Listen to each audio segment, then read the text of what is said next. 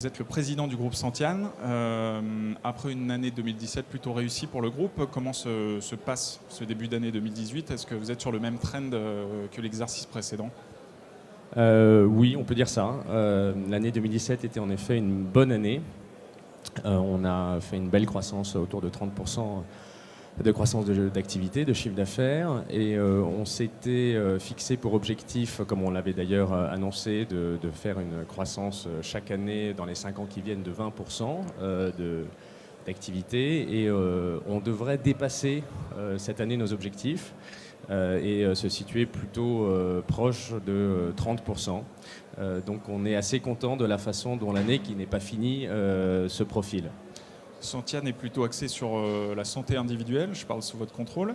Est-ce que c'est un axe que vous continuez à développer ? Est-ce que vous comptez partir sur le collectif, qui a été un sujet assez récurrent dans la place ? Qu'est-ce que c'est aujourd'hui votre ambition ? Alors Santiane, c'est deux choses. C'est un courtier direct, Santiane.fr, qui est effectivement axé, comme vous le dites, sur la santé individuelle, mais pas seulement, parce qu'on fait pas mal de prévoyance sur à peu près 100 produits distribués sur Santiane.fr. On en a 60 qui comprennent de la prévoyance, qui sont distribués et dont on conseille à nos clients de prendre en même temps que la santé.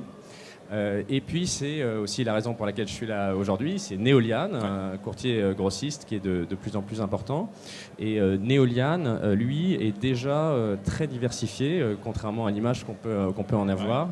Et on fait déjà plus de 2/3 de nos affaires hors santé.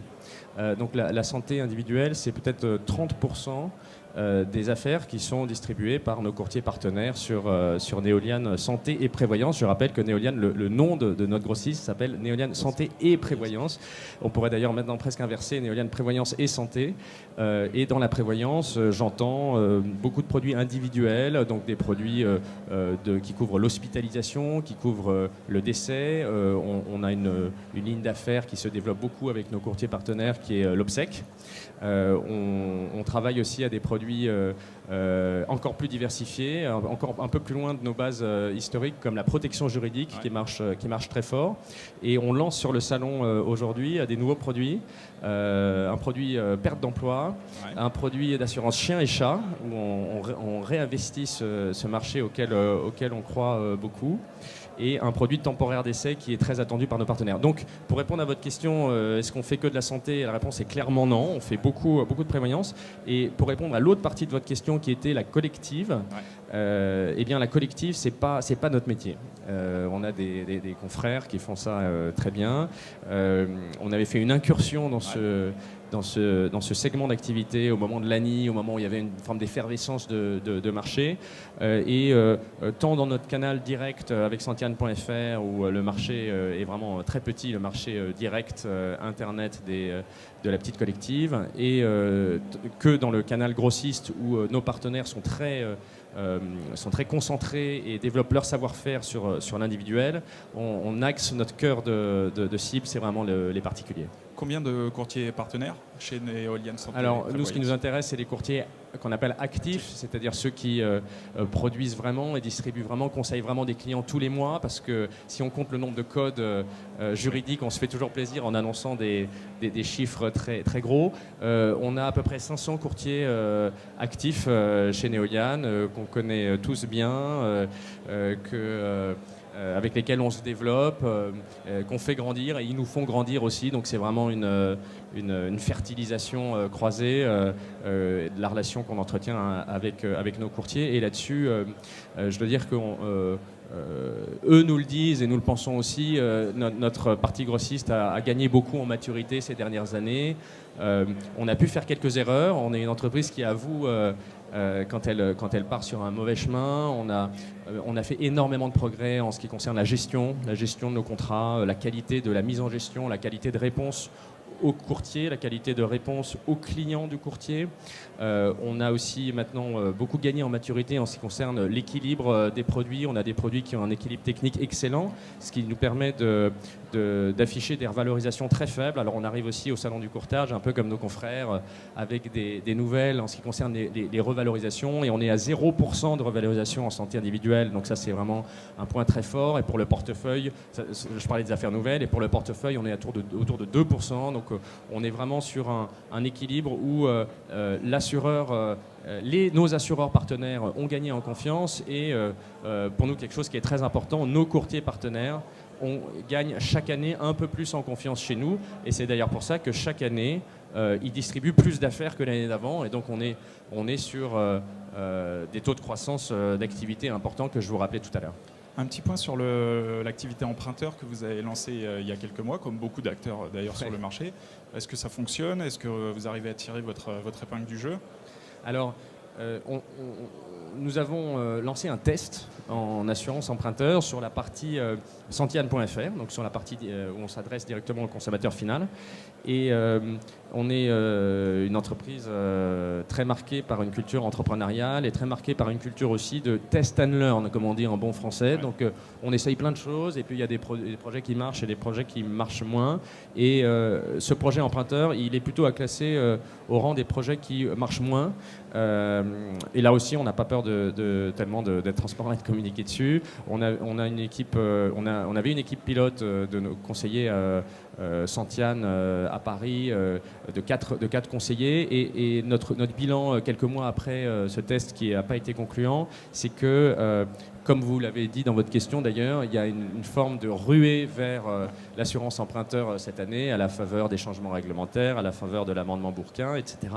Et l'effet de cela sur le marché online, c'est qu'il y a beaucoup plus d'acheteurs de prospects, de leads, il y a beaucoup plus d'enchères, il y a beaucoup plus de moyens qui sont mis dans l'acquisition marketing, ce qui fait que, pour vous donner un ordre de grandeur, le prix d'un lead en assurance emprunteur est aujourd'hui autour de 10 €, hein, c'est une moyenne un peu large, et dans ces conditions de marché, nous estimons que c'est très difficile de trouver une rentabilité pour un distributeur.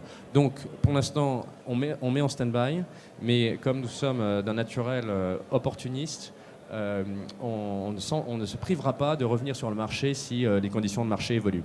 Vous parliez de l'amendement Bourquin, c'est une bonne transition pour parler du juridique et de la régulation et de toutes ces réformes auxquelles vous êtes confrontés. Aujourd'hui, à quoi vous devez faire face et à quoi vous devez vous attendre sur votre secteur? Alors, on est une profession qui a énormément de chance au point de vue réglementation, car chaque année amène son lot d'inventivité et de créativité en matière réglementaire. Donc on n'a vraiment pas à se plaindre de ce côté-là. Et comme nos confrères et concurrents cette année, nous devons faire face à des changements assez importants en ce qui concerne évidemment le RGPD sur la protection des données personnelles, où on a une démarche de fond qui irrigue tous les secteurs de notre entreprise, à la directive sur la distribution d'assurance, qui est un grand sujet déjà l'année dernière, mais toujours cette année. Et je dois dire que pour nous, groupe Santiane, tant Santiane.fr que Neoliane, c'est une évolution qui finalement ne bouleverse pas grand-chose. Ça nous oblige à revoir certains process, à revoir le format de la documentation, mais ça va vraiment dans le sens d'une démarche que nous avons nous-mêmes impulsée il y a quelques années, qui est de faire toujours plus d'efforts sur la clarté des informations apportées aux prospects ou aux clients, la clarté de l'information en phase précontractuelle, la clarté de l'information en phase contractuelle, insister beaucoup aussi sur la formation des forces de vente. Donc vous savez que la DDA amène des obligations en matière de formation. C'est un virage qu'on a déjà pris il y a maintenant 3 ans, où on considère qu'on n'a pas beaucoup d'obligations supplémentaires par rapport à nos pratiques déjà actuelles. Et puis, comme nous avons la chance d'être non seulement dans l'assurance, mais en plus dans la santé, cette année est une grosse année en matière de changement et d'évolution du cadre réglementaire, avec différentes réformes dont certaines ont été dévoilées dans les tout derniers jours, que ce soit le reste à charge zéro ou la fusion entre la CMU et l'aide à la complémentaire santé. Et donc sur chacun de ces points, il y aurait beaucoup à dire, mais disons que nous sommes très attentifs à ces différents changements réglementaires et pour être là aussi très transparent, comme je l'ai été depuis le début de notre conversation, c'est difficile de prévoir toutes les conséquences de ces changements. Je vais prendre un exemple tout bête. Le reste à charge zéro, c'est un principe qui est très louable pour le consommateur, de faire accéder plus de Français à ces soins auxquels historiquement les Français peuvent accéder plus difficilement du fait du reste à charge. Mais quand on regarde le détail, on ne sait pas très bien l'effet qu'auront ces réformes, car initialement l'idée était de faire une réforme sans coût supplémentaire pour les ménages.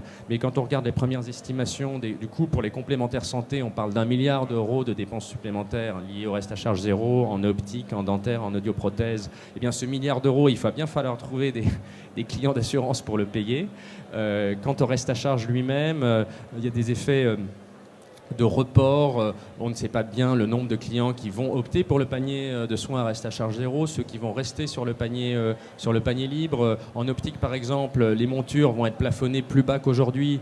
Or, le prix des montures ne va pas miraculeusement s'ajuster d'une année à l'autre. Et donc, il va bien falloir que les Français mettent de leur poche pour accéder aux mêmes montures que celles qu'ils souhaitaient l'année d'avant. Ce qui fait que nous sommes très vigilants et surtout très motivés par le fait d'accompagner nos clients et nos courtiers dans un environnement qui est de plus en plus complexe. Et c'est un point important qui justifie aussi d'ailleurs la valeur ajoutée de tous les distributeurs, de tous les courtiers qui sont présents aujourd'hui sur le salon.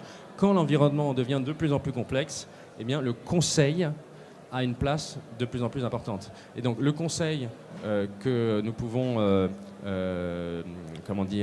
mettre en avant sur Santiane.fr, le conseil que au quotidien nos 500 courtiers partenaires actifs apportent au quotidien à leurs clients, c'est d'autant plus important que l'environnement réglementaire est extrêmement mouvant et il faut dire incompréhensible pour la plupart des Français. Ok, une dernière question à propos du groupe Santiane. Est-ce que dans les mois à venir, vous envisagez des acquisitions, des process de croissance interne ou externe? Comment est-ce que vous voyez l'avenir en termes de grossissement du groupe? Alors, sur la croissance externe, j'ai pour habitude de répondre que rien n'est fermé et que nous sommes là aussi dans une démarche plutôt où l'opportunité créera l'occasion. Il est vrai que nous avons regardé beaucoup de dossiers dans les 2 ans qui ont précédé, que nous n'avons pas fait de transaction parce que nous avons sans doute jugé que les conditions n'étaient pas réunies. Nous sommes toujours dans cet état d'esprit d'opportunisme et c'est quelque chose que nous regardons tant sur notre métier Santiane.fr que sur notre métier de grossiste. Et il faut dire que les transactions ne manquent pas. Vous en faites souvent le messager. Dans notre secteur. Donc c'est une part importante de notre attention. Mais évidemment, je ne peux pas vous en dire beaucoup plus sur les dossiers que nous regardons. Merci beaucoup, en tout cas, d'être venu. Et quant à moi, je vous retrouve pour d'autres interviews. N'hésitez pas à visiter le site.